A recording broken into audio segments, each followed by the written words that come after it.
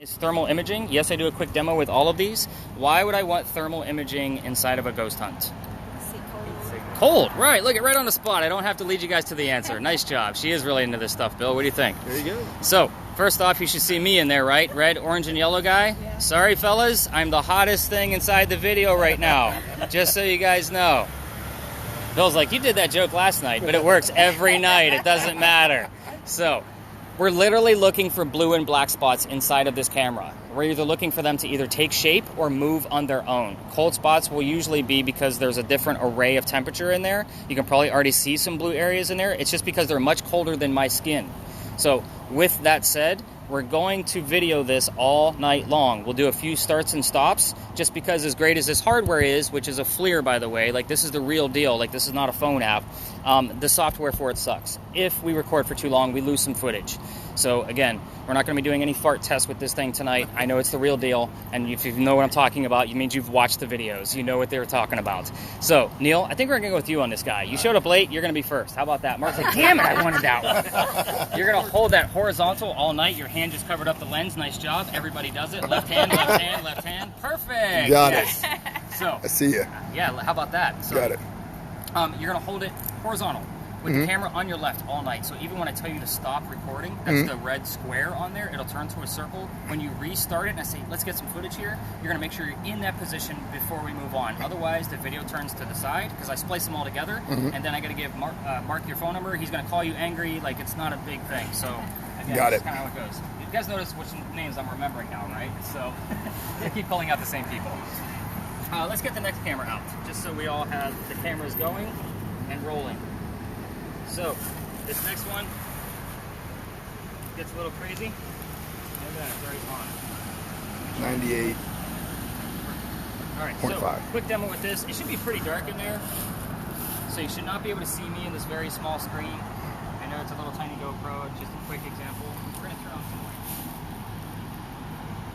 We are working with full spectrum lighting. The entire screen should be in purple at this point.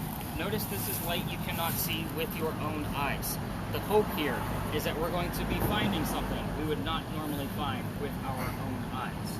So this is a super cool camera. This is a new upgrade. I will tell you, out of the couple of weeks I've already had it, almost, I would say about half of the nights I've used it, we've captured actual orbs going through. I have ways to be able to test them, but we're going to be using an accompanying item to go along with this. So because the two of you have been very quiet over there, look at, because I'm losing your names already. I know there's a Katie and CHRISTINA. She's the one who booked. I should know that. So, CHRISTINA, we're going to go with you on this one. So, we're not recording yet. So, yeah, you take it right by the handle. It's a little heavy, but it's okay. It's built for sturdiness. We're good. You don't have to be afraid of it. So, we're going to talk more about that next, of how we're going to be able to use that guy. I like to get this part out of the way, so that way I know it goes to the right person. This is the neuralizer from Men in Black. None of you are going to remember anything by the time we're done. Katie's like, what the hell are you giving me? Seriously? Lasers. Ooh, pretty lasers, right? So why are we using lasers during a ghost hunt? Lasers, you can't see the lasers until something actually passes through it. So the hope here is that on film, we're going to be able to capture something actually going through it. So not only are we going to be looking for orbs through your camera, we're going to be looking for the motion. We're going to use two different types of lasers. The second one gives us red squares. In the event we capture something here, I'll be able to take the still from the video, put it in 3D software, give you a full 3D view of what we caught along with measurements. So I've had this for almost a year and haven't had the software been able to take anything yet. So hopefully tonight is our night. We'll kind of see how this night's going to go out. Lasers stay on the ground because Nick can get arrested for these. When you point these at the ground, you want to make sure that the edge of it is right on your toe. That way they're nice and controlled. This one has a toggle switch, so once it's on, it's on. Where you point it, no pressure at all.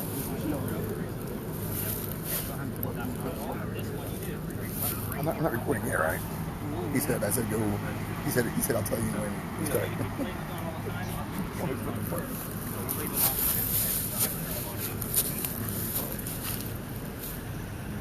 Spirit boxes. Let's get into those. Spirit boxes are usually where everybody gets all excited. And you guys did not get all excited, so I'm wondering what kind of thing we're going to have here. It's internal. Perfect. So, spirit boxes are a way for us to communicate with the dead. I'm I'm going to be using 5 different spirit boxes tonight. They all do a little bit something different. I do have a carbon copy of this one, but let me explain what they are. So basically, these are going to sweep through FM radio stations at a quick rate, giving us white noise. On TV, it's just white noise, and then they give you that disembodied voice that they want you to basically try to see if it's the same thing that you heard. Yeah, we're going to be doing that in real time. However, mine are slow. The reason why is because I want the radio chatter to come through. I want you to hear the song lyrics, the DJs, the commercials. In the event that Stephanie can hear one of those 3 things, I want to know what you heard. If it was buy a Kia today or welcome to Charleston, I want you to tell me you heard buy a Kia today and welcome to Charleston. So again, no matter how cheesy you think it might be, I want to know what it is.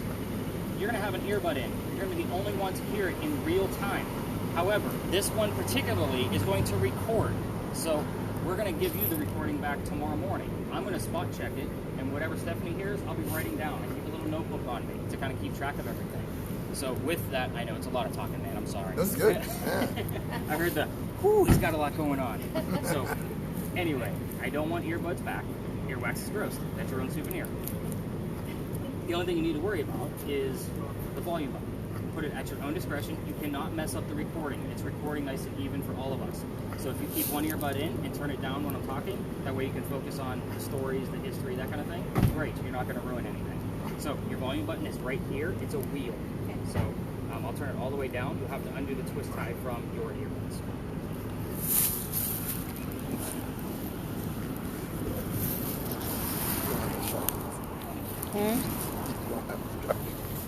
This next one, clip 2, this one's going to you. We don't have to listen to this one. This one is actually going to give us words from time to time in the center of the screen. So all you'll basically have to do is watch the screen to see what pops up. The cool thing about this is if you're familiar with the TV shows, this would be just like an obulus, if you're familiar with that term. So it's going to save all those terms to a list. Last night we had 105 terms and phrases show up. 80% of that is garbage. This is a phone app. It's meant to be a game and a hoax. I don't want to see every word that pops up. I will come to you when I want to see the list. Otherwise, again, we'll be out here till 4 in the morning. So, again, hang on to that guy, and I'll come to you when I want to see the list.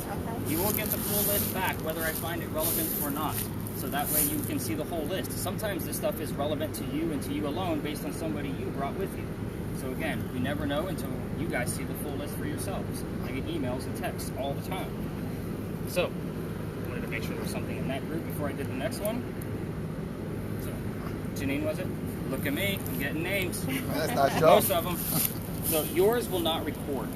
So I'm going to be relying on you in real time to be able to tell me what you're hearing out of it. So again, earbuds I don't want back because your earwax is gross. Your volume button is at the very top. It's the wheel, so toggle it as much as you want. I have it all the way turned down so that way when you put your first earbud in, you can actually get a feel for the volume. Most people only work with one earbud. All right, let's get into actual measurements here.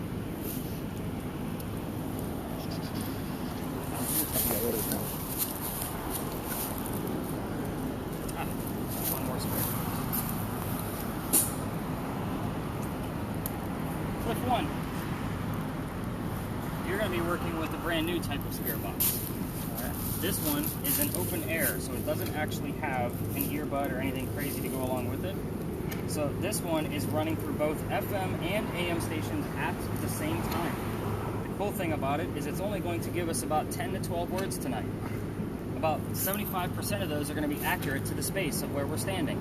So just depending on where we are and what you're hearing, we'll see how much of it actually becomes accurate tonight. The only thing I need out of you is to be able to know where the mute button is, which I'm going to turn on right now. So if your blinking lights are at the top, on the right side, there's only one button. You just tap that button, it's on mute right now. It's not super noisy, but sometimes it can be distracting when I'm giving history. So that way the two of you can listen in together and watch the word list and kind of see what's going on with both of them. They might actually match up, we never know.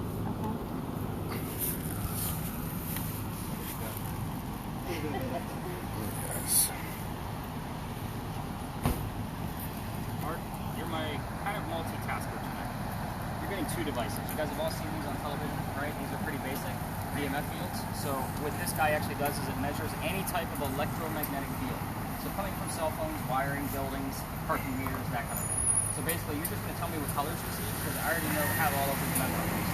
So with that said, again, we use this to debunk things a lot first. The other thing you're going to be having is a digital camera. It's a good thing we don't have like teenagers on the tour, because they have no idea what the hell this thing is. So you're literally going to be taking hundreds of pictures for us. A lot of it will probably be through laser work, but anywhere you want to take pictures, kind of keep that in mind. Again, I don't mind a few hundred. I gave this to a person last night, and they gave me 12 photographs. I analyzed all of the photographs. It didn't take me long to go through 12 photos and see that there was nothing there.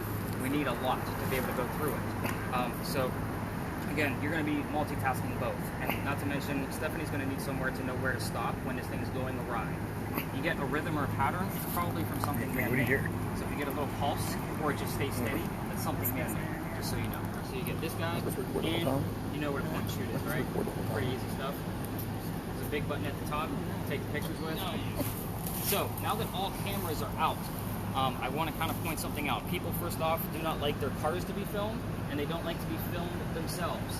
So if I do kind of like an Andy's coming, kind of mentality, so you're casually holding a cell phone, so you're basically looking like you're playing with a cell phone. Okay. Christina, you'll basically point yours, you just point it straight down at the ground, right at your side. Again, you don't have to be afraid of it. It's all strapped on there pretty tight. I know you seem very delicate with it. You don't need to be. It's okay. And then as far as taking pictures, obviously we're going to be taking pictures of people in vehicles.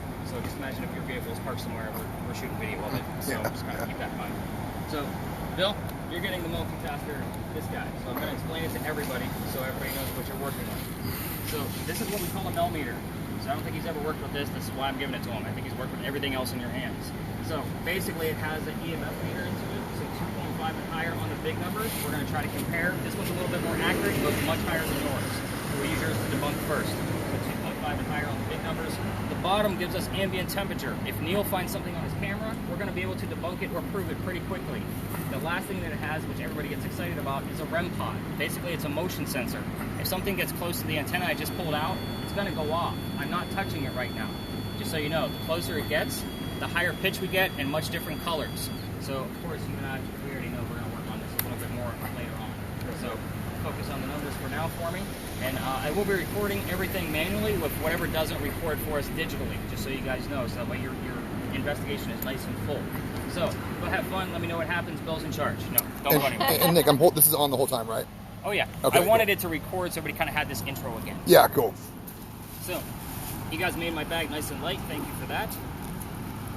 Because, yeah, all of your gear weighs about 50 pounds, basically, with all the batteries that are attached to everything, right? So, all right. Man, you guys are a quiet group. We got to draw this out a little bit. So, let's talk about why we started here. Are there any concerns at this point before I get started and I get a drink of water? All good. Yeah, no concerns? Excited. There's concerns, believe it or not. I'm worried about you, Christina. You've been really quiet down there. I have a question. What's the question? So this week said that I will be hearing like songs and stuff like that. Yep. That's not what I need to tell you. I need to tell you. No, I want you to tell me every voice you hear. Okay. All right. So, and there's going to be a lot. So at some point, you're going to realize, like most of it, like, yeah, that's nothing. Yeah, that's garbage. And I'll be writing down the things that I feel might be relevant. Or loosely relevant, even. We're going to talk more about that at the next one. So, this space behind me, Big John's Tavern. Of course, we'll start here because it's haunted. So, this place used to be owned by a football player. His name was Big John Kennedy. Not Kennedy like the president, but Kennedy, like the can of worms, I guess. So, with that, he used to sit in the back of the bar, and he would tell the bartender if the cadets coming over from the Citadel, if they were old enough to drink or not. And one night, two guys come in. They're not old enough to drink. Cliff, what do you think? We're going to throw them out? Yes, we are. We're going to toss them out the window. So they leave pretty angry, and then they come back the next day and try to steal the cash register from the front of the bar. John sees what's going on. He slams down his beer. He gets up and starts beating the hell out of these guys. I mean, just pounding them right into the floor. A couple of gunshots go off. John gets hit in the neck, just grazed, and the bullet lands behind him in the wall. He gets up after being shot, goes back to the bar, tells the bartender to get him another beer, get the two guys on the floor in ambulance. John's the only one that's been shot in this story, in case you didn't notice that. And there's also nobody that died in this story. You only hear, like, here's a haunted building, it's because somebody died here. It's not the case. What's haunting the place is the bullet hole. It's allegedly still here. Even if this new renovation of Big John's that we're now staring at filled it in, Big John's blood is in the building. So, people that sit in the front of this bar tend to get a little queasy, nauseous, or headache. This is your heated warning. You're going to be dealing with paranormal activity tonight, fingers crossed, because remember, those ghosts are not on the payroll. If anybody feels any of those symptoms tonight, I need to know immediately, because very, very big deal. I won't say that people have not passed out from the store in the past, and we'll talk more about that later on. But you guys all got like really serious all of a sudden, so I'm going to change the subject. So you guys all did that stare down like, oh my God. I seen a couple elbows like, what did we sign up for? So if you haven't taken another Charleston history tour of any kind, now you're going to know that there was a big earthquake here in 1886. So this building behind me is allegedly where the first death occurred from that earthquake. The white mantle you see in the middle of the building also wraps around to the front on the east bay side. A piece of it broke off during the earthquake, struck somebody in the back of the head and killed them. They say, you know, obviously see his ghost in the middle of East Bay Street. I say a lot of they say and allegedly. I don't have any proof. It's a great segue so nobody's thinking about getting sick on this tour. So, yes, that was a joke. Good job chuckling. I appreciate that. So, is everybody ready to go ghost hunting? Yeah. Janine's ready. She's getting antsy. She's like, let's do this. I got stuff. I want to know what's going on. Let's go. We're going to head out this way.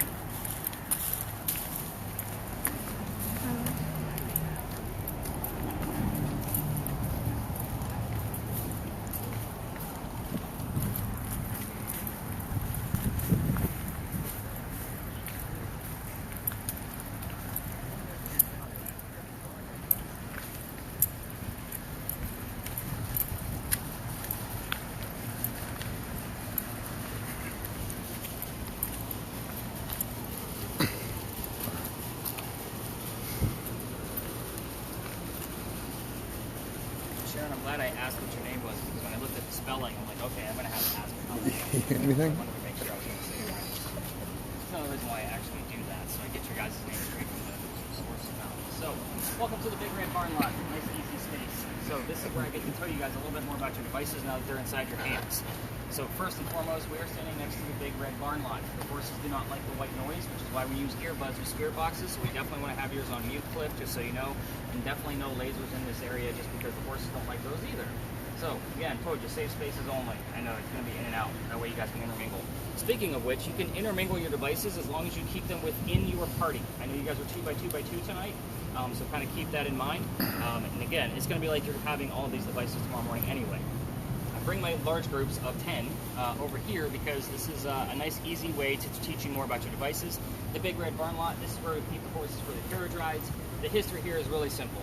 This is the same red barn where they held horses that delivered milk and eggs to the residents of Charleston.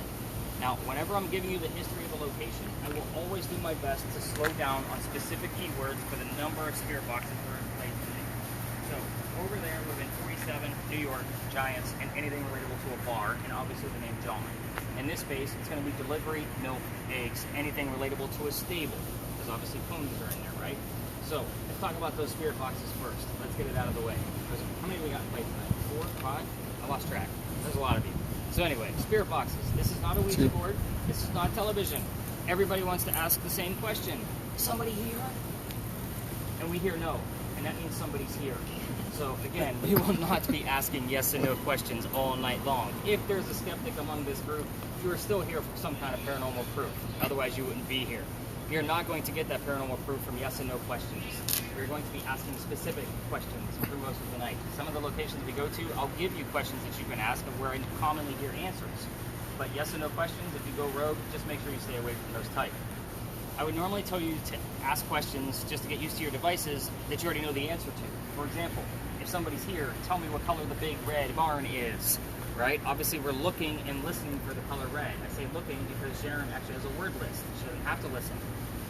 Most of you are listening to spirit boxes with song lyrics and DJs, and sometimes the word red is not available to them to be able to convey the message back to us that way. With fire truck, blood, heart, all three of those things would be an acceptable answer because all three of those things are specifically red. I would take that as an acceptable answer. However, most of the night, I'm going to require 2 devices, minimum, of giving us some type of clue to verify what's actually happening in real time. For example, Sharon, let's say your word list actually had the word art on it, and that doesn't mean anything over here by itself, but Stephanie here's the number 40 at her device. Put them together, Art Faircloth was number 40 on Big John's team. You kind of see where I have to put all these clues together for y'all? We're going to be doing that in real time and with our findings tomorrow. Again, it's all about what can we verify. So sometimes I'll say that's a great first clue. We'll kind of see what happens. And a lot of times throughout the night, I withhold information purposely to make sure everybody here has a genuine experience. Is that fair? Again, I'm not going to tell you everything I know. Otherwise, we'd be out here until 4 in the morning. I keep talking about 4 in the morning. Something's going to happen at 4 in the morning today. I keep bringing it up. We might have to stay out here. What do you think, Janine? Are you good for an 8-hour walk? We'll see what happens. All right, cool. So, cameras, let's talk about those and then we'll move on. So, Neil, we'll start with yours. On the names. You are on it. Past 2 nights. Solid. So, Neil, you're going to try to do 2 things for us. Okay. I know I told you to keep people out of the video, but you're going to try to keep one of us in the video. So the reason why is because of skin temperature, right? It gives you that array of color. So that one's an easy one. Sure. The other thing you're going to try to do is keep the sky out of view. The reason why is because the blue dots that's bouncing around the screen, it's helping your eye tomorrow morning find those cold spots. Because he's looking at the cold spots, the coldest area. You see the blue dot on there, right? Yes. So it's literally giving you the coldest spot in the area at that particular moment. Gotcha. It will default to the sky. Yes, I see that, yeah. So again, some places that's going to be impossible. Do your best. Okay, deal. Where's my other camera? Stand, quiet lady.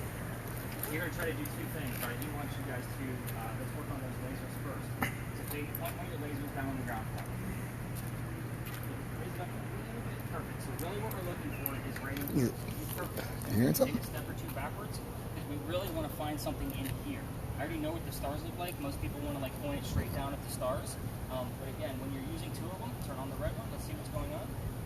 Show you how to use that. Perfect. You don't want to cross the streams. Bad to you. Ghostbusters That's interesting. joke, but it works here. That's You interesting. want to make it nice spread. So there you go. You want them kind of next to each other. So that way, it's really like pointing down and they're in the same spot. You're just creating Listen one to- giant pyramid. And it's pointless to try to use both of them. So it's always best to use them side by side. So the slower you 2 move in sync with each other, the better. So again, when I say we want to start recording our seniors, circle, bring it on the right. And you just tap it. You can start now if you like. We're just going to let it go. So that's basically how you're going to be using your camera tonight. And of course, I'll be looking for orbs in the background as well. So you want to almost like take another step backwards just so I don't want you to do it now. Because there's a curve right there, I don't want you to fall. But you would normally want to try to keep that camera level because that would give a nice perfect view. All right, so everybody, most of you have basic gist of how to use your devices, so I want to get us out of this space and get into much deeper history than football players and ponies. So, Mark, any quick questions on yours before you move on? What's RED stand? That's an EMF meter. Okay, because every time you said red, it moved to yellow, one time red. Okay, so that's interesting. So I'll definitely have to write those down as we're walking to the next space, because I already have those colors memorized, so I know how they're going. Did we get any other readings on yours that we've been watching? Do you know what you're doing? Did you know what you're doing? Yeah, I'm listening So up to to What? 1.1 on voices. this device, Okay. everybody Have you knows heard any? is natural from the earth. I'm hearing. And I'll talk more about Sounds what like EMF fields and the natural measurements of those. Has anybody heard anything on their spirit boxes before we move on? I mean, I'm hearing something. like the radio. Yeah, like a constantly. radio. And that's what you want. If you Okay. can make it out, again, if you hear a commercial that says buy a Kia today, I want to know that you heard buy a Kia Okay, today. so I don't need to tell you when I'm hearing all the static and like just when I can make out an actual. Exactly. Right. We're looking for Alright. messages. Yeah, Okay. because I'm mostly hearing static. I can hear voices. I can hear in voices, that but static. I can't like Yeah. make out a complete word because it's just too Right, fast. it Same might here. be too fast. We're looking for those nice, clear messages. Again, this is a whole different method from what they do on TV because you guys aren't used to listening to white noise for 2 hours. All the history I'm going to give you plus the white noise, the 2 of you are going to fall asleep. So we use this method because it's a novice method. And I usually use both. Like I'll use it super fast and super slow when I'm doing an investigation and compare the 2. So again, it's all about like what can I do to let you guys have some fun, what are you hearing. Again, it's a 50-50 shot from what you 2 are hearing that we're actually going to be able to get a clear message. So some of it's going to be garbage. We're going to For find a out. 19-year-old. 19-year-old. That's good. See, that's the kind of stuff we're looking for. Do I know if anybody was 19 specifically while we're standing here talking about Big John? I don't, but I'm going to look into it. I'm going to write it down and know how to. Right, Sharon? It's all about the research. See, I'm getting these names. All right, let's get out of here. Let's go to the next spot. I think I got everybody's name down. Except for Bill. I can't remember Bill's name. Anybody remember who Bill is?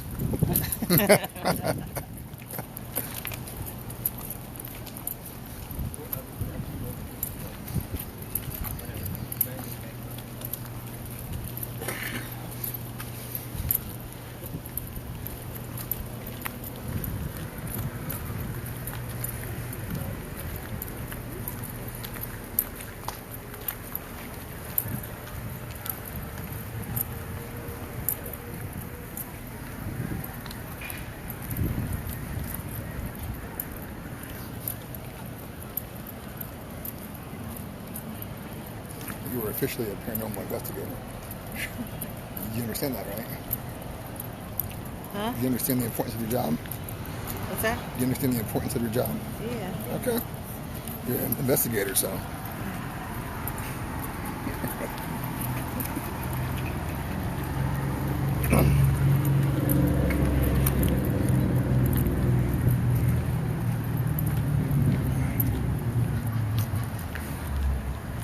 Aha! Everybody's first case. Welcome aboard. Now that everybody knows what the heck they're doing. What'd you hear? I didn't. You said have it on mute around the horses, so we're not take it off now. You can kind of see what pops up. If it becomes too distracting for me, I'll have you muted again. All right, so welcome to another beautiful space of Charleston, everybody. You're in a parking lot. Congratulations. So, Stephanie's like, where the hell did we find this guy? This space used to be something that's pretty important to Charleston, let alone South Carolina, and the start of our country. So let's get into it. First off, spirit boxes. I am not going to be giving you questions like what color is George Washington's white horse, like what we did over there with the big red barn. You will get your answers from the spirit boxes. So I will withhold information. This will be that first space. With that said, let's find out who actually lived here. Eliza and Charles Pinckney, they had a mansion here. They actually sat in the front of this space. Eliza's garden was lined up with Five Church Restaurant and came all the way across. We are standing in the servant and slave quarters for the home. So, who the heck were these people? They had a son named Charles. They had a nephew named Charles. That's 3 different Charleses. You guys see why I look for those secondary clues now? So we need to know who the heck we're talking to. The son and the nephew were signers of the Constitution for South Carolina. It's a pretty big deal for us, but nobody hates politics more than me here. So we're going to move on. What do you think? Is that a good idea? I'm going to say yes. So, sorry, I got to get you two to start chit-chatting or doing something. Like, really got to get you guys into this. So, Eliza married Charles at a young age, according to today's standards, not the colonial times that she came from. So when you're listening and asking her about her age when she married, it's not going to be like 12 or 14. So just kind of keep that in mind when you're listening at numbers. I bring this up only because her husband, Charles, was over double her age when they married. Sounds kind of creepy, but it won't be so bad when I reveal all the answers if we don't get them. So, but she married him because her father, over in England, thought he was dying, and he wanted to see all of his children one last time, so he's trying to bring them all home to England. Eliza's here in Charleston and doesn't want to go. She doesn't think he's dying, so she stays put and gets married. Now, this was 1744, so she's not marrying this guy for citizenship or a green card, not even a country yet. So basically, she did marry him out of love, even after Charles's death, because remember, he's over double her age. He went first. She remained a widow for the rest of her days, so kind of keep that in mind. It wasn't any kind of shenanigans going on afterwards. But anyway, Dad didn't die right away. Eliza was correct. He starts sending her gifts to this space. One of those gifts happened to be the plant indigo. Now, you guys have been in Charleston for more than an hour that I know of. You've seen the word indigo somewhere. Indigo is a plant that makes blue dye, that makes her blue jeans blue. Yes, I'm staring at everybody's pants, and the only person wearing indigo tonight is Bill. That's how we still use it today, because that's what makes our blue jeans blue. She didn't know what to do with these seeds when she got them, so she had to learn from her slaves on how to keep it cultivated, because it's not always hot here. Once she figured it out, she moved to a plantation just north of here and calls her father up and says, Dad, the rice plantations are going downhill. We can make a killing with this indigo. We now have an international businesswoman during colonial times. This is a pretty big deal. So, that's Eliza's business. Let's get into the weird stuff, because that's why you guys are all here, in short. So, yeah, there's a little chuckle. We got a little something out of it. Anyway, Eliza was the second wife named Eliza from Charles. Back to back. 5 months apart. The first wife, Eliza, dies. The second wife, he marries 5 months later. Ironically, both Elizas have a maiden name that starts with the letter L. That's the only clue I'm going to give you, as far as that goes. The mansion's not here anymore. You can ask what happened to it. Obviously, it's some kind of tragedy. I'm sure you're guessing already. Then you can ask what year that happened. Hopefully, we'll get the year. Notice none of these questions are yes and no questions. They're very specific. The children. I told you about at least one. Charles, signer of the Constitution. There's more. You can ask how many and what their names are. But that's it. If you poke the bear, it's because there's a tragedy among those children, and all activity will stop. You gotten any readings? No? 5. 5? Whenever you start walking, just walk right here. Parking meter probably right outside the wall there. So I'm going to kind of discount that. Mark, anything come up on yours yet? In the event we start poking that bear, all of these activities will stop, just so you guys know, even though we really haven't seen much out of it yet. We will. So ask the names and how many, that's all. Eliza's death is where she's really open. You You can basically ask her anything you want to. How old she was when she died, what she died from, where she's buried, and what U.S. president was a pallbearer at her funeral. So again, if that doesn't tell you how important this young lady was, I don't know what will. So we are going to spread out in this area. We're not going to be filming cars. We don't even go near vehicles. If you can stay away from a vehicle, the better, especially those of you with cameras of any kind. So Mark, you included. As far as spirit box work, I think I had one in every group but yours, but it just so happened the 2x2x2, I have to put those together because you're not going to be working with a stranger. So again, I had to kind of do it that way on purpose. Have we heard anything before I spread you guys out? Do I need to write anything down before I show Bill how to use that REM pod part? How are we doing on that word list? Anything crazy coming up? Help me. Help me. Okay. Again, the app is meant to try to scare you. I don't honestly think anybody's coming through saying help me because this is their beautiful mansion. Like, they should be feeling pretty safe. There's a little white box next to the word. Do you see it? It looks like a scroll. Yes. Go ahead and tap it. You see all the words now that popped up? So you should be able to scroll through those words. How much? 14.3 on his, and you're getting a reading too. Awesome. So you have about a 15, which is actually pretty accurate for what you have going on. So it's good. Does everybody want the base readings of what these actually mean before we move on? Sure. I normally explain it at the end, but we're already getting readings, so that's good. So behind your television set, you have a bunch of wires, right? So at least most of us do. Those wires will give off about 40 to 60 mellogauss. Now, Mark, your device only goes to 25, so yours would actually max out because it can't go up as high as it can. Your microwave running on high, and you're standing next to it with the door shut, is going to be about 150 to 170 milligauss. To kind of keep that in perspective. The highest reading I've ever seen on Bill's device came out of this space at 214, and that was just a few weeks ago. So again, it's a very interesting space. We never know what's actually going to pop up out of here. In the event that things are light and I don't see a whole lot of definitive clues, we will move on. We're not going to hang out in a space where nothing's going on. So let's spread out. And what were the last? I'm sorry. What were the last 2 or 3 words that you have at the top of your list? Okay.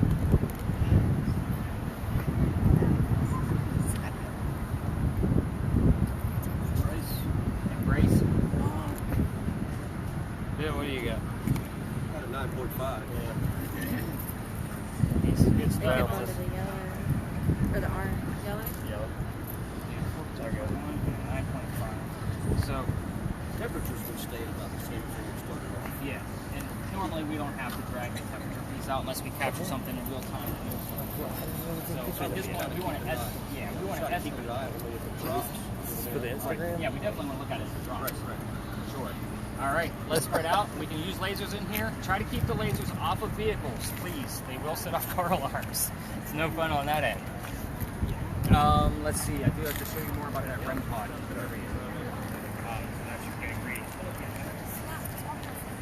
Anything?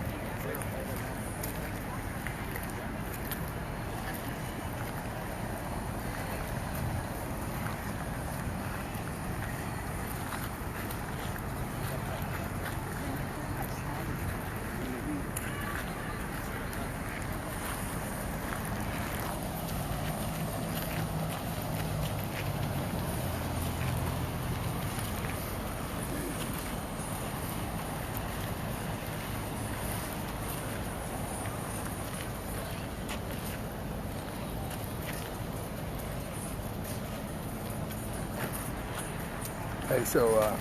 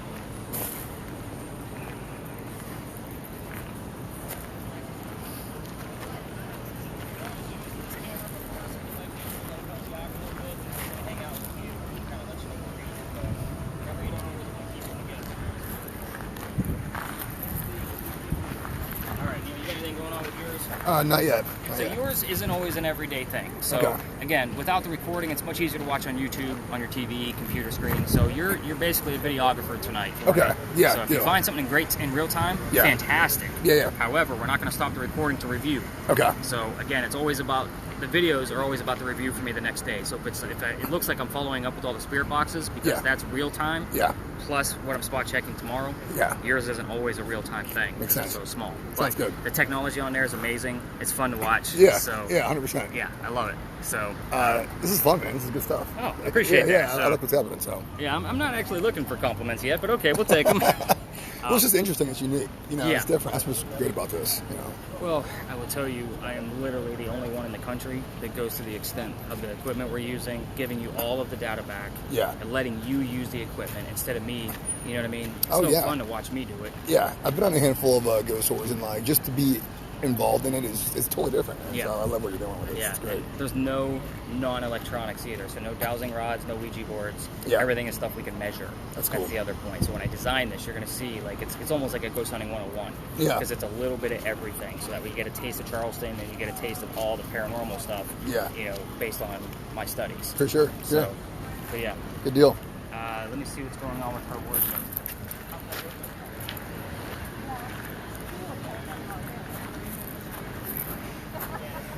He said I'm pretty much a videographer for the night. That's cool. Yeah. I mean, there's not a whole lot that you see here on this. Mostly the spirit boxes. But where this, really important.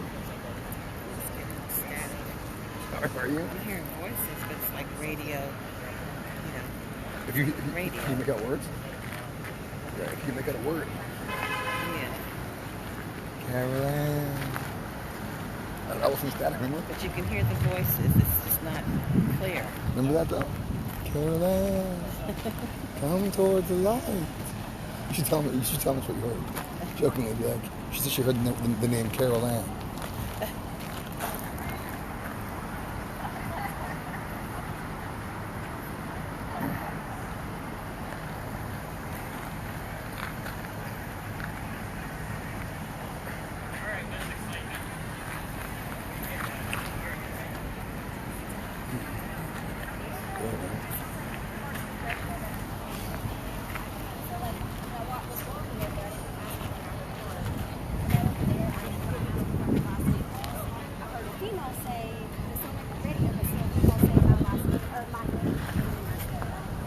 You been asking any questions?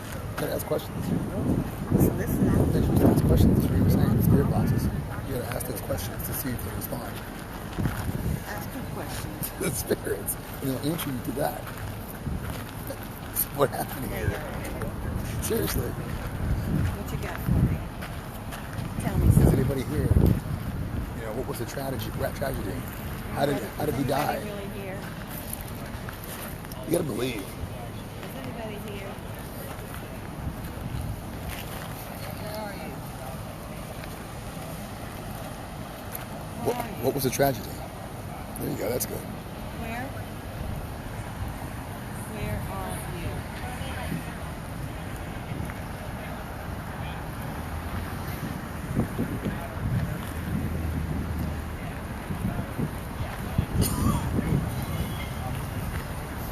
What happened here?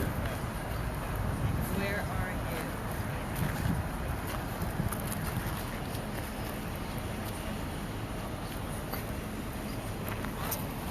Where? Show yourself. Hey, he gave you all the questions to ask. Remember? Huh? He was telling you all the questions to ask. Remember, he was like, she'll talk about the tragedy. She'll talk about the son, her husband that Do died. you remember where the bullet went? No, that's the other. That's Where are the horses? that's the other thing. We're at a different spot now. Remember the mansion, Yeah. Eliza. Yeah. So remember, he said, ask about the tragedy. Yeah. Ask about the. What happened to Eliza after she got married? Yeah. To And outside. why was there 30 years difference You're in not talking to marriage? that. You're talking to the spirits. Where y'all at? What happened to Eliza? What tragedy happened here? Remember, he said, I can't tell you. Huh? Remember, he said, ask about the tragedy. Because she'll talk about that. Tell me about the tragedy that occurred at the mansion. Okay.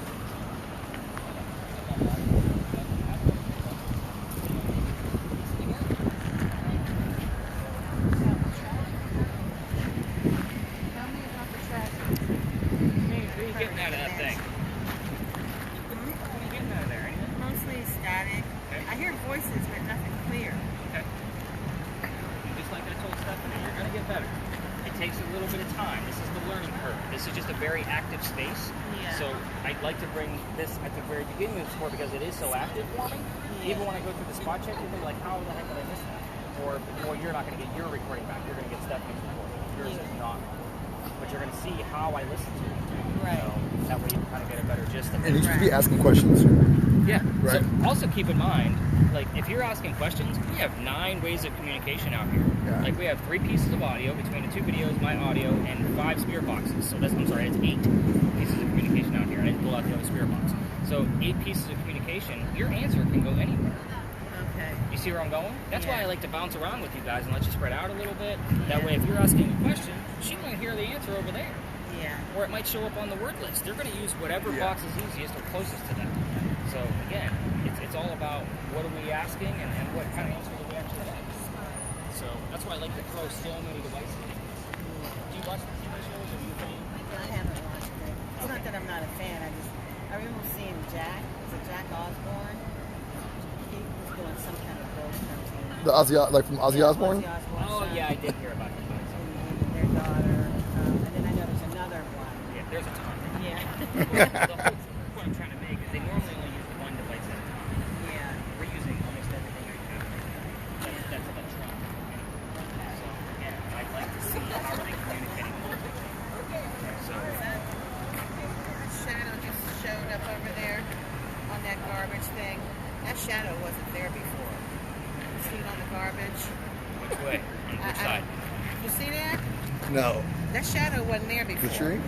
It's the tree, but it didn't.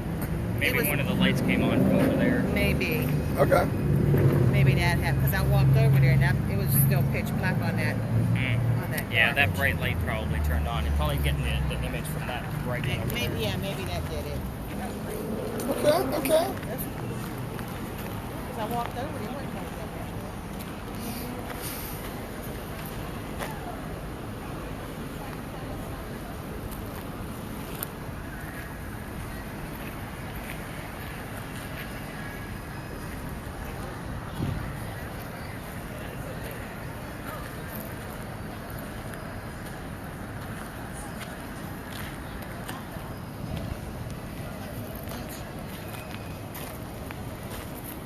What happened at the mansion?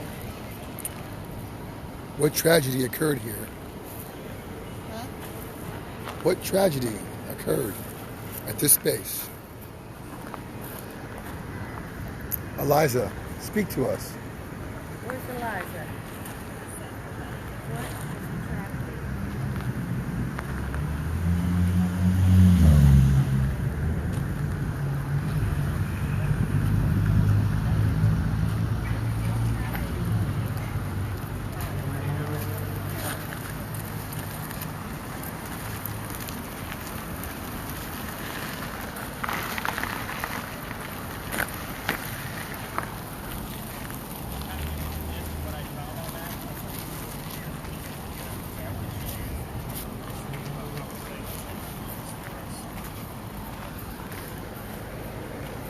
Looks like guys kind of flash his lights and ruin my cameras.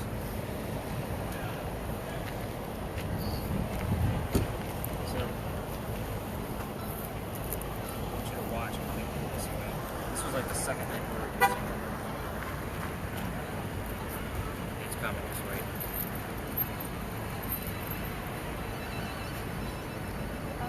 Do you see how, like, that's a giant orb? Yeah.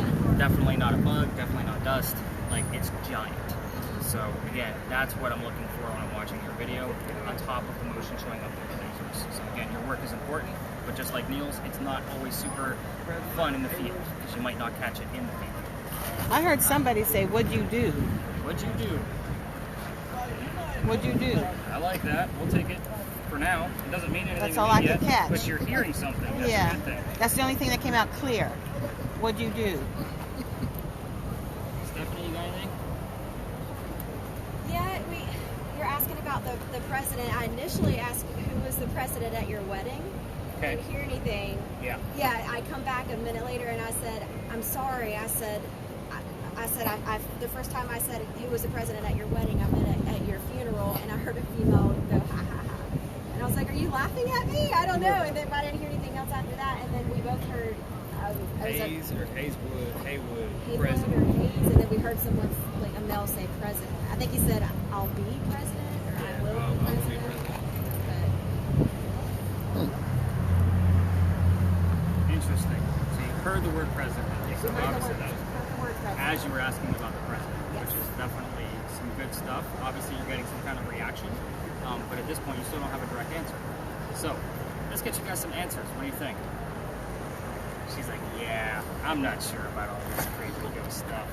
So, let's kill the videos. Let's get those started. So, hit the red circle on yours top, and it's the right button right here. So, go ahead and tap that pretty hard, and then we want to go ahead and kill your video too. So, hit the red square.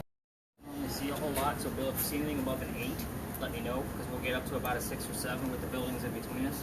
This is considered a quiet area, so we're not going to be there for too long because there's a hotel over there right behind you, and there could be somebody in those rooms. So, Where we're staying. yeah. Oh, is it? You're staying at Lodge Alley?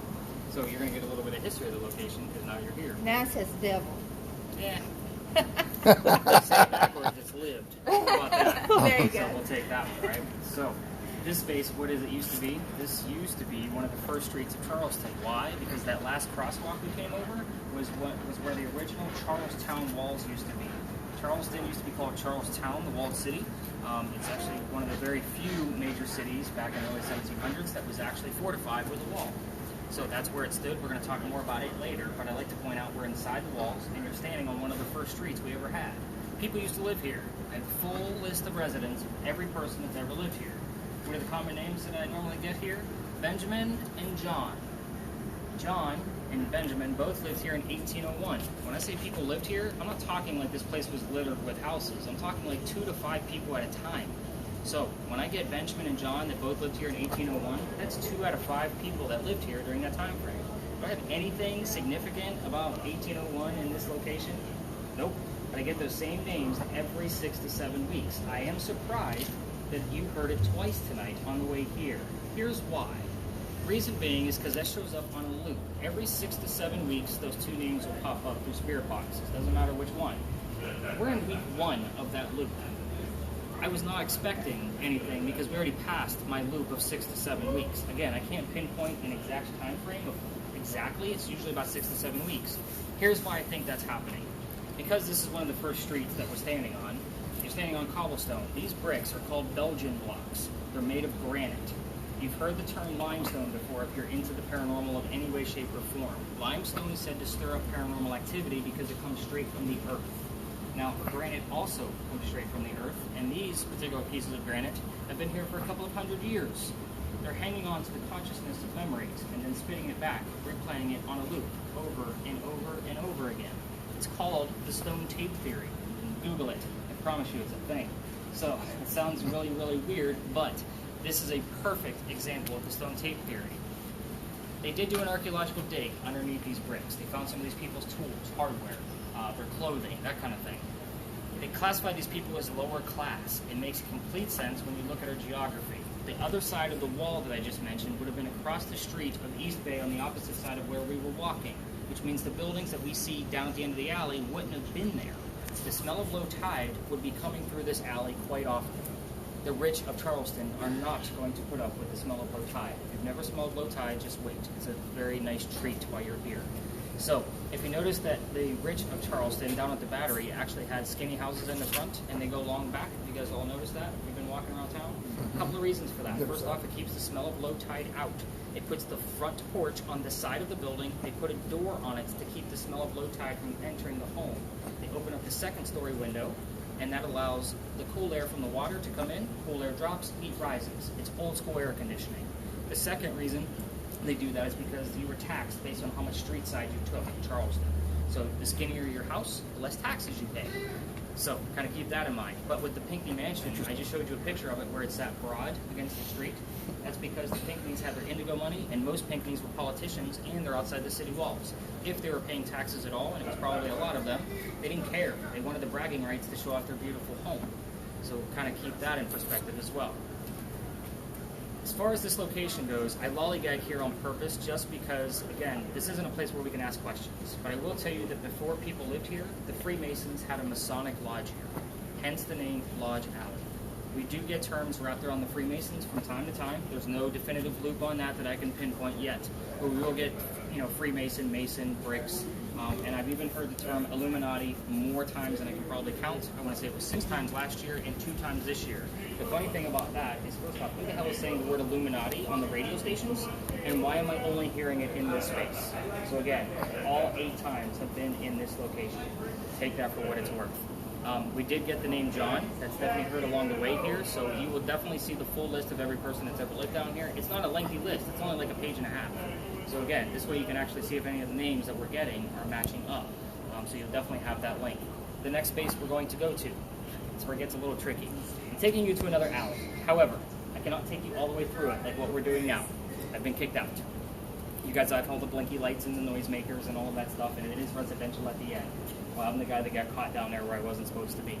So tours are allowed to go down halfway, but it is not fair for my groups of 10 to try to investigate a space around other large groups. So if there's 20, 40, 60 people down here working with half of an alley, it's not fair to any of those people, including my teams. So I still tell the story outside of the alley because it stirs up a lot of activity for the remainder of our time, because we're going to stay relatively close to that space because there's a lot going on around the next corner. So we will see some of those other tours. Just so you guys know, I didn't really see much as I was walking through the city to get to y'all tonight, so we'll see how many tours are out tonight. We just try to stay out of their way. We're investigating, they're telling ghost stories at the campfire and moving on. So we're going to let them do what they do, right? Stephanie doesn't know because she's never been on another ghost tour before, so... Sorry, I'm going to keep picking on you. So, again, love this space. That thing is moving super fast. Yeah. That's probably why you're struggling hearing anything. Yeah. How about now? I just noticed her numbers were like, it's normally what I do on my investigations. Like, that was way too fast for you. So, it's on speed 1. But yeah, we're going to actually have Mark lead, like, he's going to go out last so he can take a few pictures of the empty alley for us. We have caught orbs here in the past. As far as the EMF readers, we're definitely not going to be getting much as we're walking through this neighborhood. We're going to be cutting through a neighborhood to get to the next space, so we're going to stop both videos as we exit the alley. We're not going to record in neighborhoods because people live there, but go ahead and cut it off as we exit. But yeah, let's go see what we can capture over at Philadelphia Alley. Let's do this.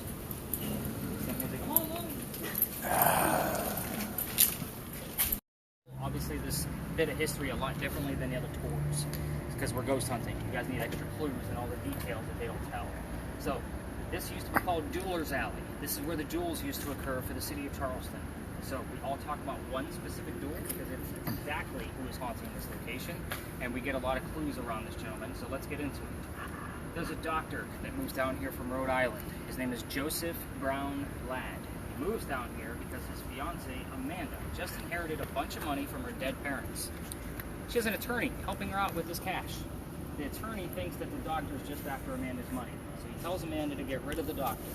So to prove that he's not after Amanda's money, he moves to Charleston. And as he's being brought into town, there's a coachman that sets him up to be robbed and killed. So it's not a very good start to his stay in Charleston. Somebody walking by, his name is Ralph Isaacs. I'm going to stop on Ralph for a moment just because Ralph has the same initials as to where the doctor came from. Rhode Island, Ralph Isaacs. R.I. shows up here a lot, but Ralph and the doctor are the two main characters of this particular story. We need the secondary clue so we can tie it to those specific characters. So, Ralph says, dude, you don't want to stay here. He's got a gunman inside. He's going to try to kill you and take all your money. I got a friend at 59 Church Street. You can rent a room from them and you'll be safe. The doctor takes him up on the offer, and the two become friends. The doctor's practice starts to take off the more time he spends in Charleston. He's making his own money now, and lots of it, which means Amanda's moving down soon. He becomes known as the Whistling Doctor. Every haunted city you will ever visit in the future has a cliched whistling ghost. Ours is a doctor. We're going to go with it because it works, and it works every single night that I'm out here. So, Ralph and the doctor go see plays together, but they cannot sit next to each other. Why? Because the doctor makes more money than Ralph. He gets better seats. That's the way the hierarchy works. We're talking about the play on the way home one night. They went to go see William III from Shakespeare. The doctor thought the new actress in town was fantastic. Ralph, not so much. They start arguing.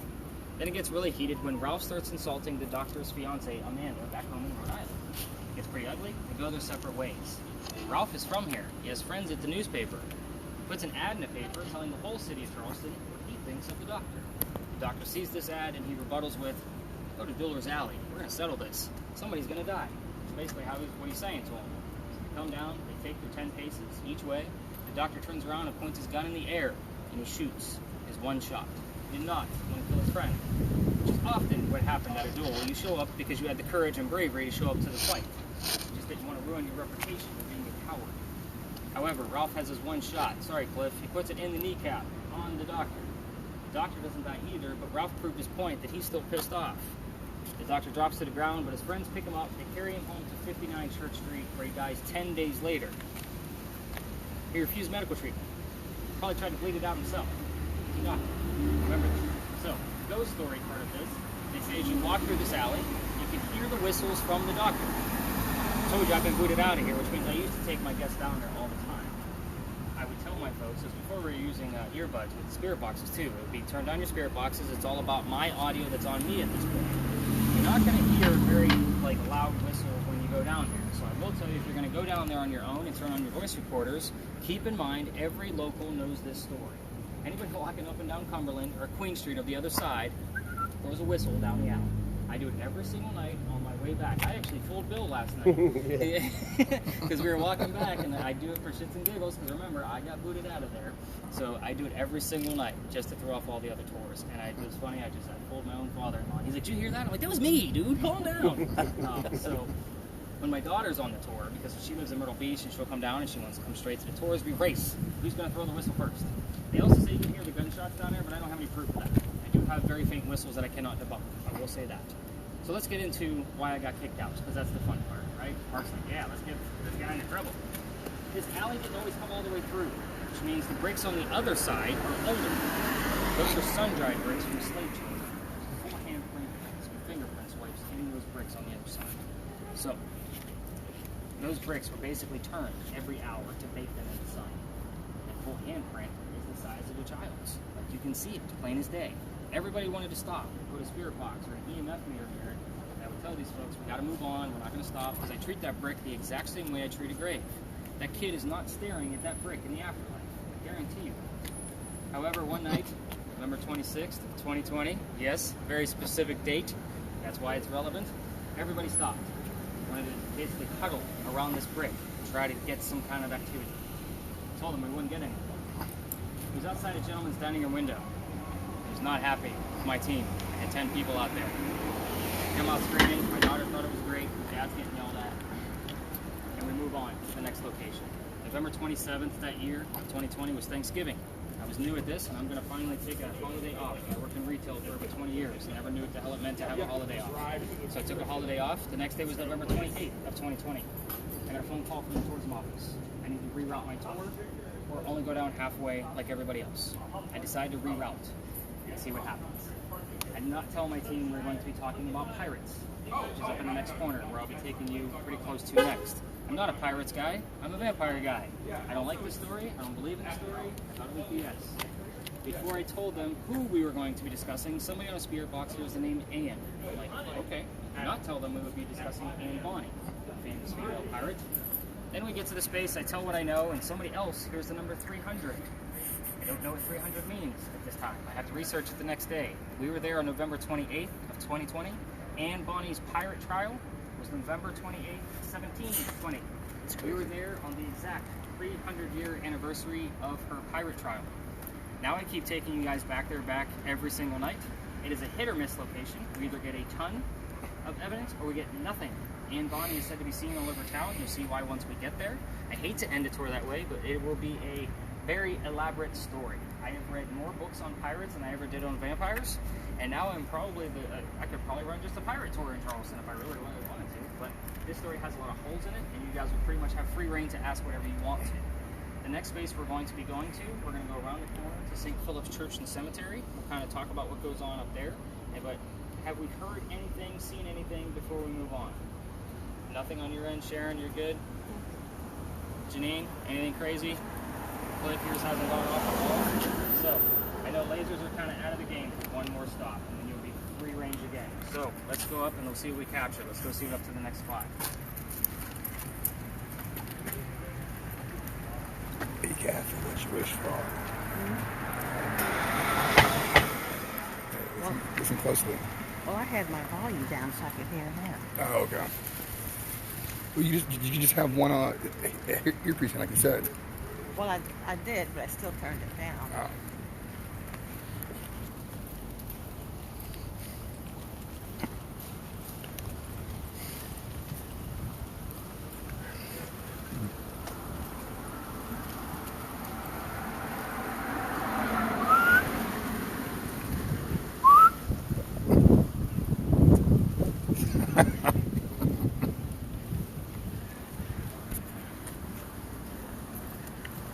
Not yet. Not yet. I was staring down the hallway.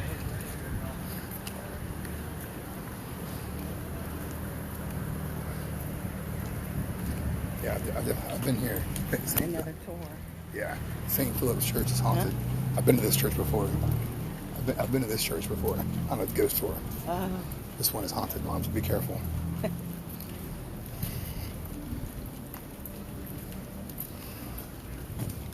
I think there's a death or something that happened in that graveyard across the street. You said what?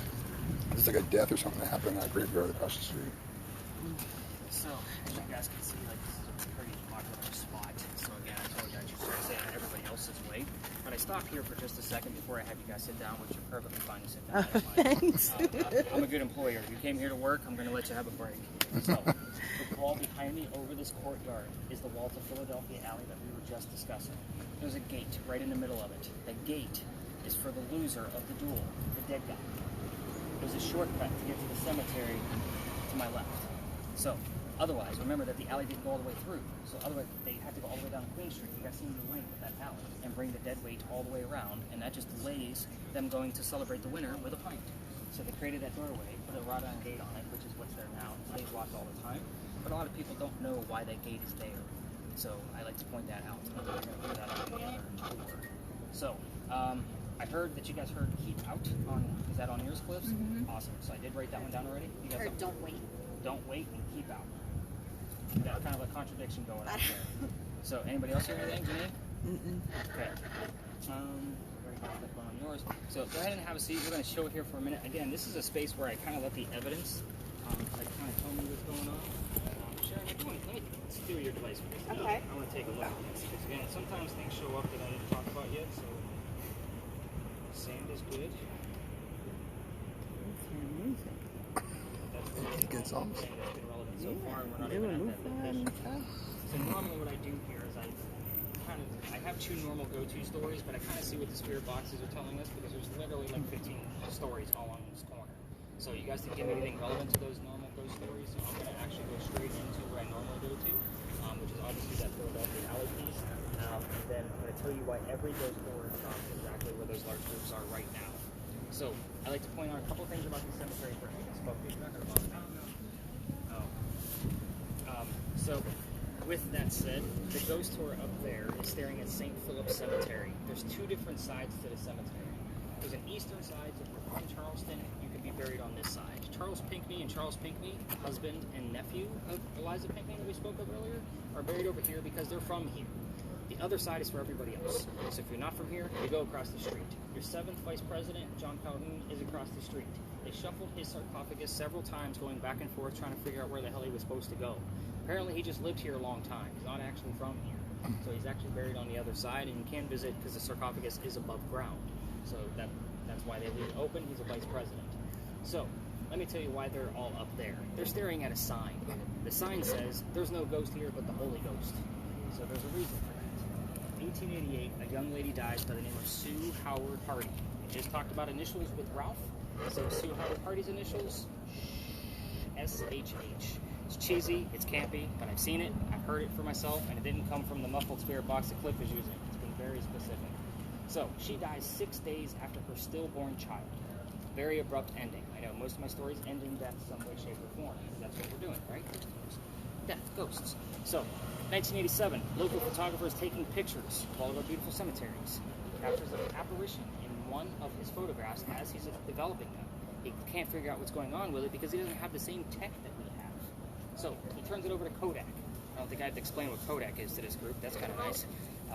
That was something right there. I don't know what it was. So Kodak doesn't know what to do with this picture either. So the picture for guys like me, it's gold. However, it's cursed. Of course it is. That's why I talk about it. It's cursed to females. We have mainly females in the group tonight. So what I will say is I'm going to show you the photograph, and I'll zoom in on the apparition for you. You'll see it nice and clear. Just don't touch the tablet. Females that handle it, even on your cell phone and tablets, are said to have the same symptoms like what we talked about at the beginning. There's something else there too. Keeps interrupting me. Whoever it is, you need to be a little bit more clear. So, but with that, I am. That sounds like I am. wow. Well, then you need to give us your name. Sound like Whoever is I you, am. give us your name through that. Females that are pregnant and touching and handling this particular photograph, probably not going to have a good pregnancy based off the gist of the story. I am not going to be the guy where somebody had a great vacation and 9 months later I get a phone call that I ruined somebody's family. So again, don't touch the photograph. I will go down the list so everybody can see it, and then we'll get our mindset going on piracy. I want to definitely keep Cliff's device going. He's getting a lot of good stuff here. So, photograph. I started down here with Mark. So that's the full photo. There's the apparition. She's praying over her own grave with the baby basket. Kind of creepy stuff, isn't it? Full photo. There's the apparition. You're looking at her back with the baby basket next to her. This is also another instance where the baby is probably buried with the mother. Full photograph. And there's your apparition. You're looking at her back. You see it? And that baby basket next to her, pretty loud and clear too. It's pretty wild, huh? Don't touch I it. looked it up online too after I went on this tomorrow. So it's there.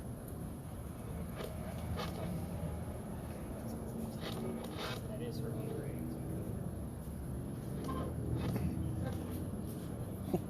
Wow. I can't imagine your dad doing something This like is why everybody's there. It's their one show and tell. I let them have it. In the events when we're across the street, after I give you that, the history of that powder magazine over there, and we're going to spread out. If those of you with cameras want to come over and see if there's nobody here, by all means do so. Mark, that does include you if you want to get us some photographs, maybe try to recreate it. I also want to point out that there's a light shining right over that cemetery that's supposed to deter guys like me from taking photographs to recreate this. Our cameras actually go right through that stuff, so that includes yours. So you can come on over and get a few minutes of footage, just don't interrupt the other tours. So let's get your mindset going on pirates before we go across the street to dive into this kick-ass female pirate. Does everybody see the burning gas lamp off in the distance? The orange light kind of flickering down there? That's the pirate house.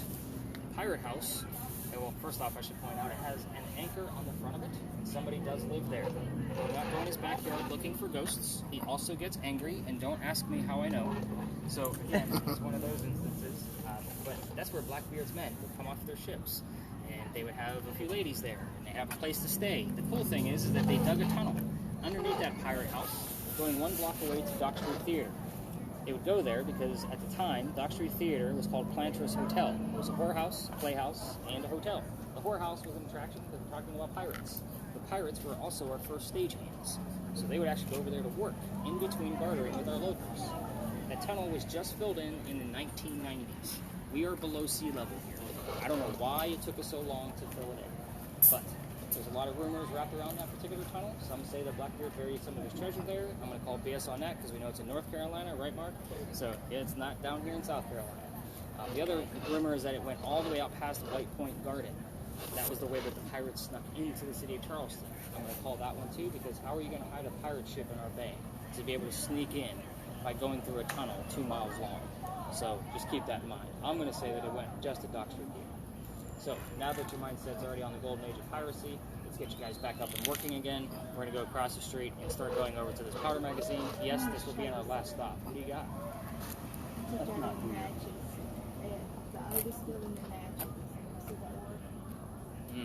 What kind of phone is this? iPhones are known for those green dots, but you have a very specific shape right there. I'd like to be able to analyze this for you, if you don't mind. So yeah, you can always text me that I know I sent to Cliff, but yeah, you can always text that to me, and I'll take a look and see what I can find. Just to make sure it's legit. You guys are flipping back and forth. So you gonna hang out at the grave?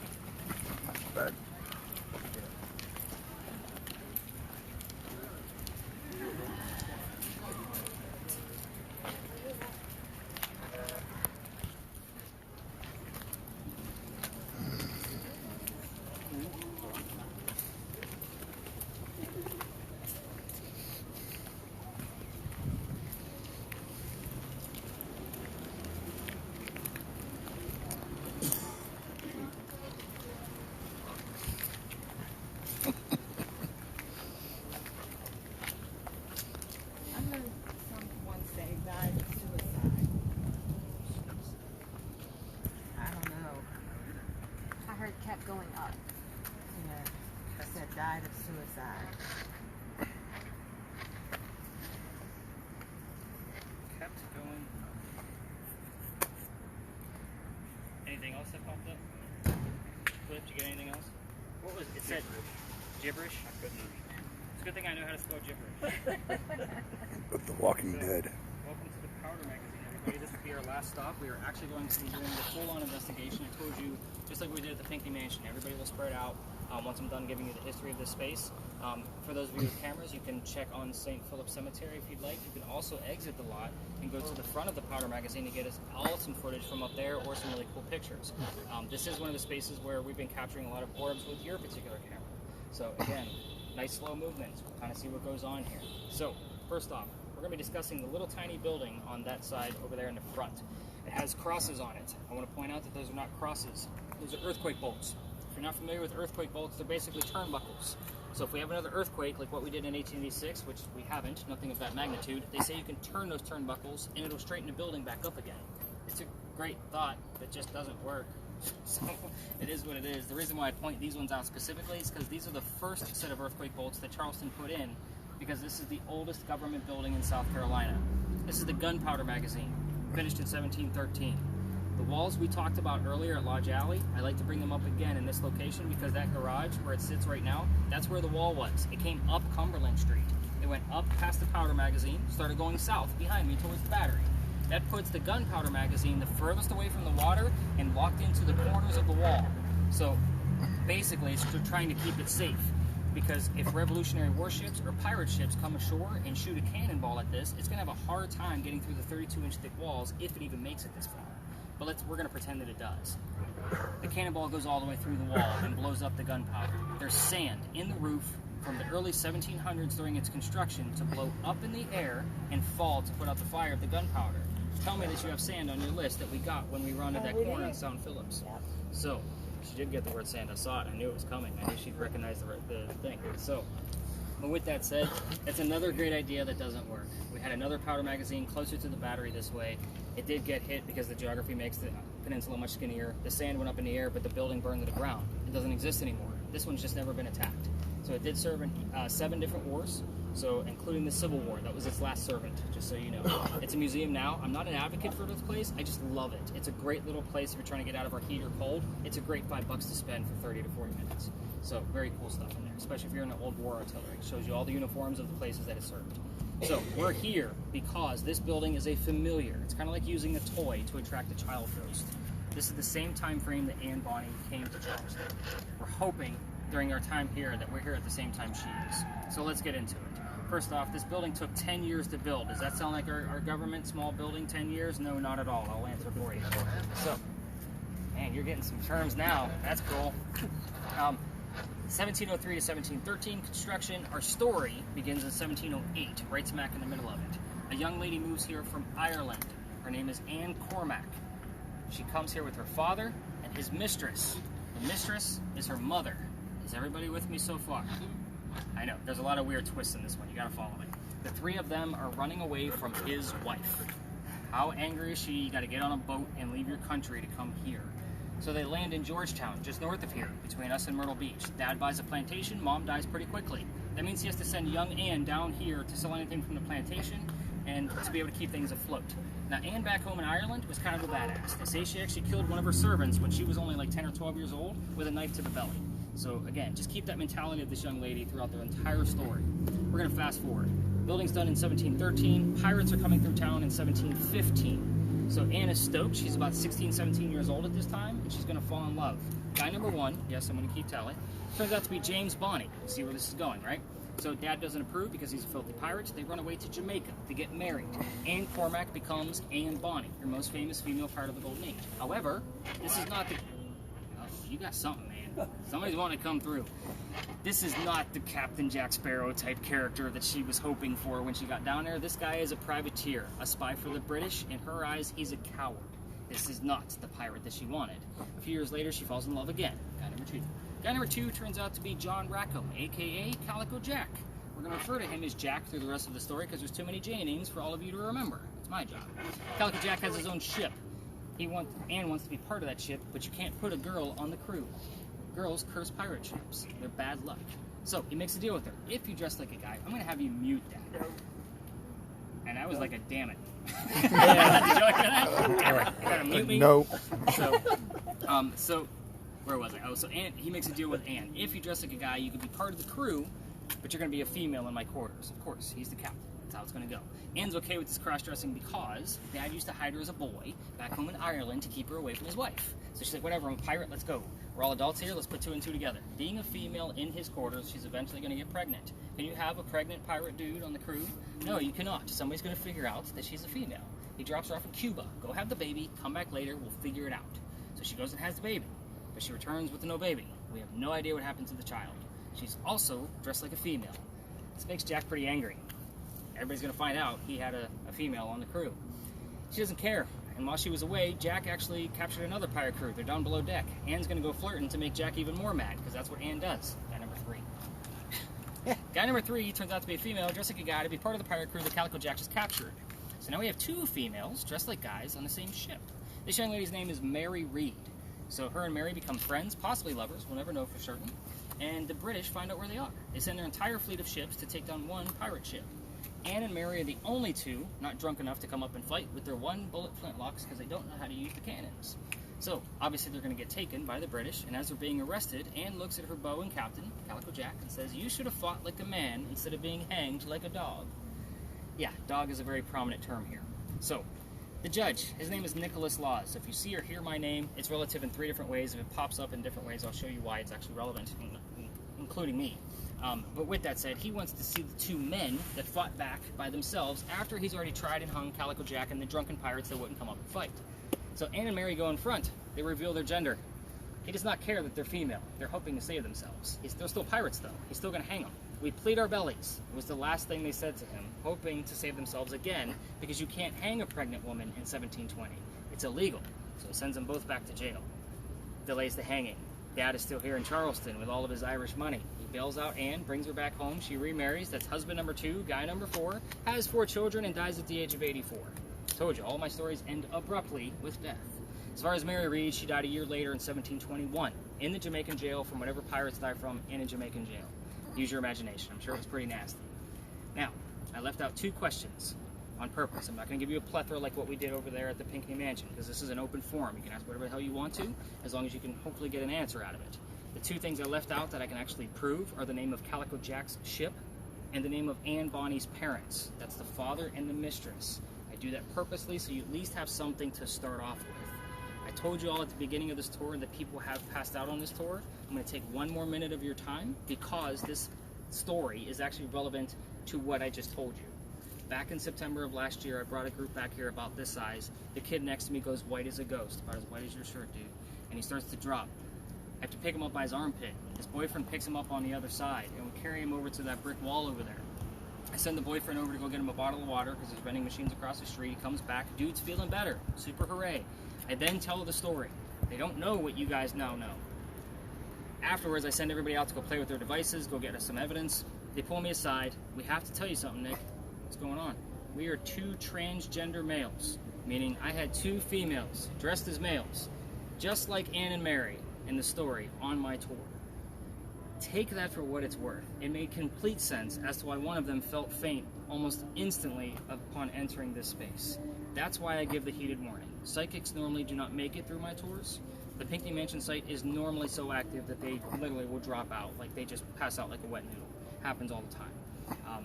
First time somebody actually passed out from one of these tours, I was in CPR class the next day. I normally have somebody that works in the medical field on the tours, so it normally helps me out so I don't actually have to use my training of CPR. But again, I carry first aid kits and all of that stuff to make sure everybody's going to be good. So we're going to have some fun in this space. It's our last stop. Cliff's device is hopefully going to give us lots of stuff. So if anybody with a video camera wants to actually hang out near Cliff so that way we can actually get the audio piece of it because it doesn't record, that would be great. But again, I've already told everybody where we can go. We're going to end on that wall. We don't normally get EMFs here, so it's lots and lots of pictures. Just keep an eye on your device. Bill already knows like we're not going to get huge spikes, but if we do, that usually means something's happening on a spirit box or a camera. Cameras love to act up in this location. I'm going to go chill by the wall and have my smoke while you guys go to work. Who is Trevor? I don't know. It's but I a can- 9 that came out. I don't know, but I'll look into it, see if there's something there. It might be part of that 80% nothing, but we'll find out. Names and numbers are usually the best thing. All right, let's have some fun. Let's do this. I'm going to go this way. Yeah. What's happened to the baby? What happened to the baby? Man. Who was your favorite man? When you died at 84. And What were the names? Give us the names.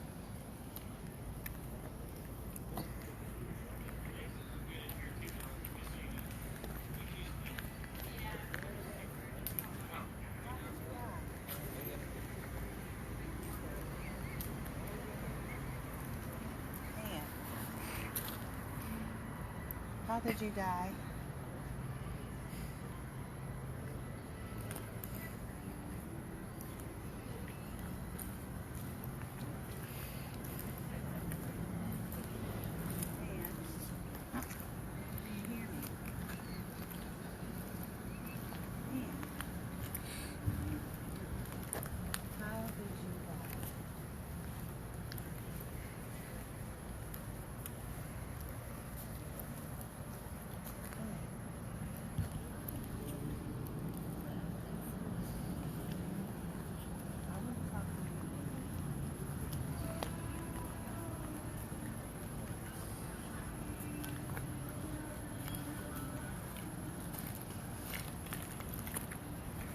And tell us a story.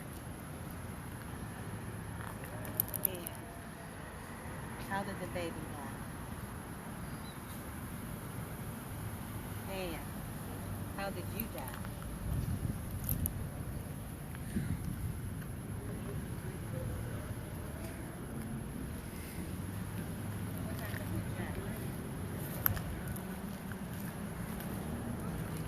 Jack. What happened to you?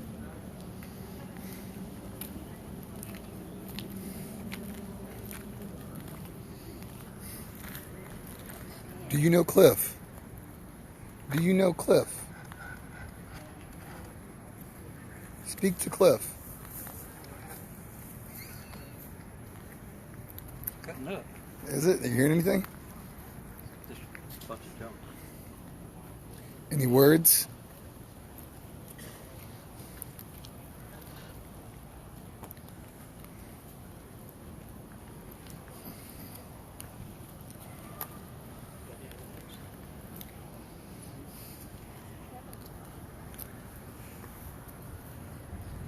What? What did you say? Jack.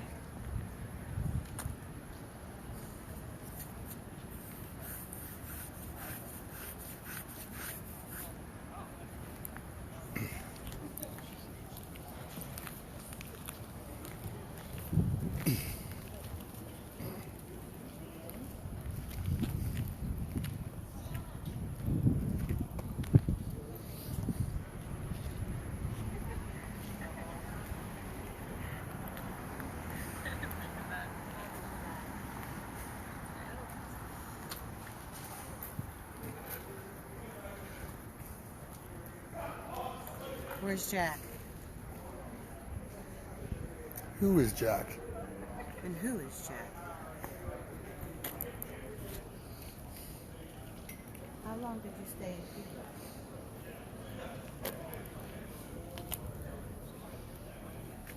Who did you meet in Cuba?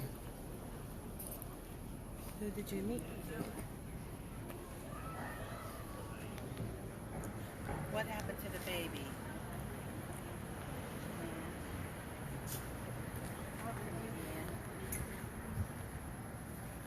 Tell me the story, Ann.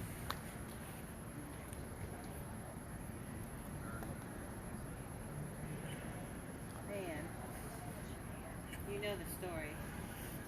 Tell me the story, Ann. Hey, I caught an orb. The church. Orb.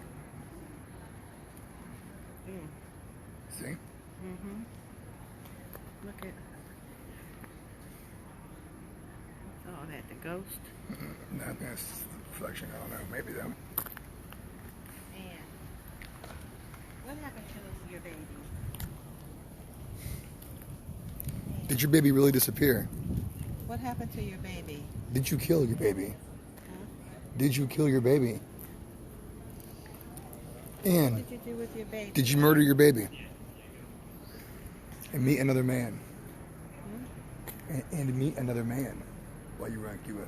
Because you came back with no baby and looking female. Yeah. Why didn't you come back with your baby?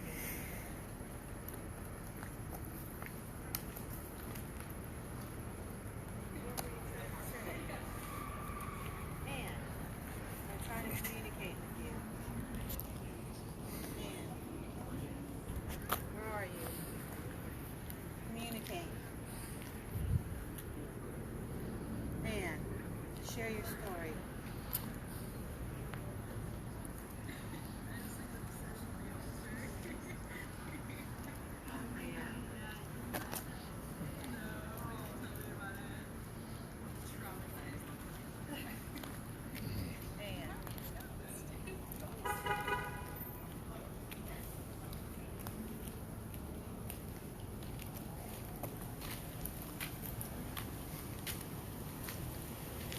Y'all sing anything?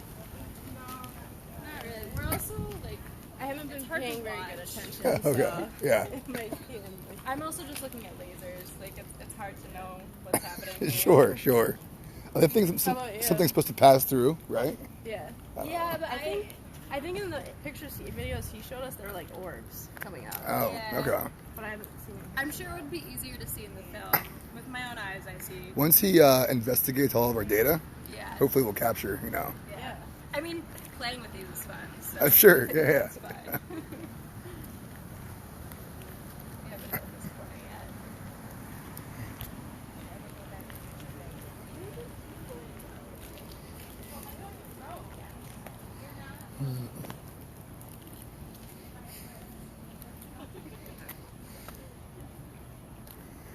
She's arrived.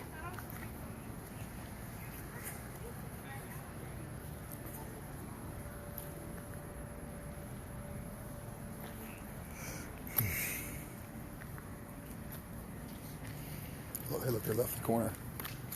Look, he walks around the lantern.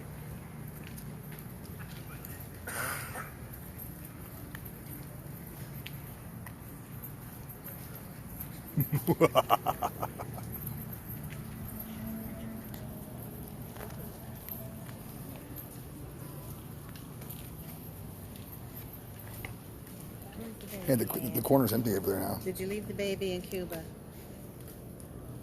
You can hardly see the red lasers. Yeah. Like the green ones are pretty evident, but And what happened to your baby?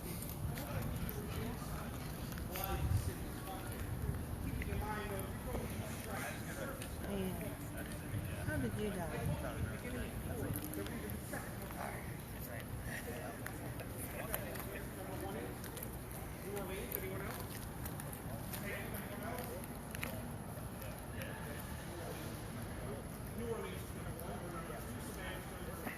And I'm trying to communicate.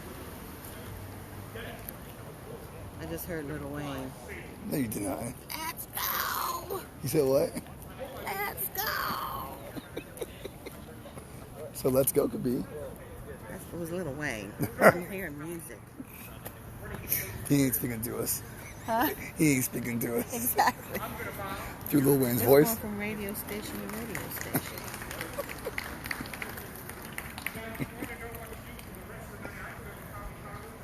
Let me hear.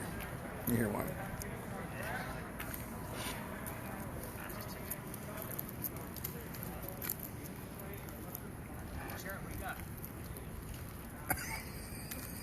I heard IRS and I Riot. did too, but they didn't have that back then. It's the commercial. They didn't have that back then.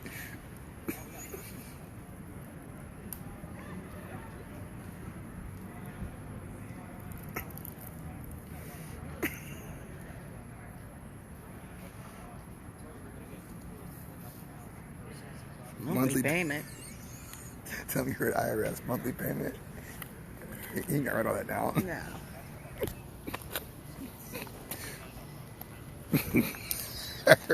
IRS monthly. And yeah, or no. What little thing say? I don't know. Yeah, or something. Little John. Yeah. What did I say? He said. Let's go. Yeah, let's go.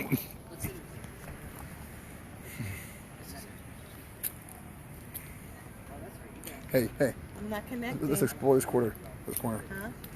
Let's explore this corner. What's that? Let's explore this corner.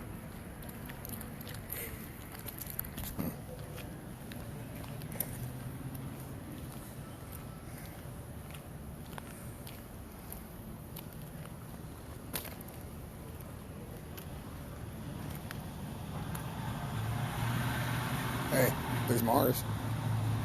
Oh yeah. Remember, you see the color change, right? From that to the other stars.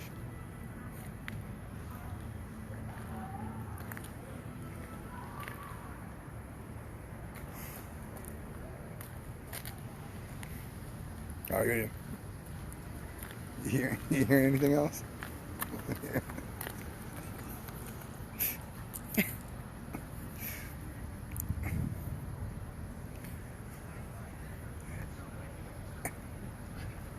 Ann, are you here?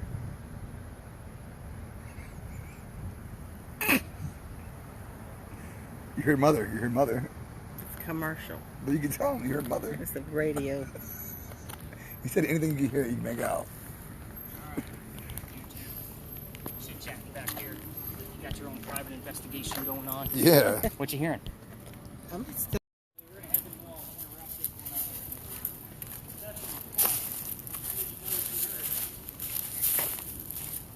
He was laughing. Little Wayne. Yeah.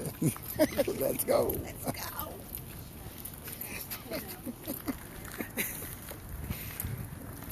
He's like, actually, we're about to wrap it up, so yeah.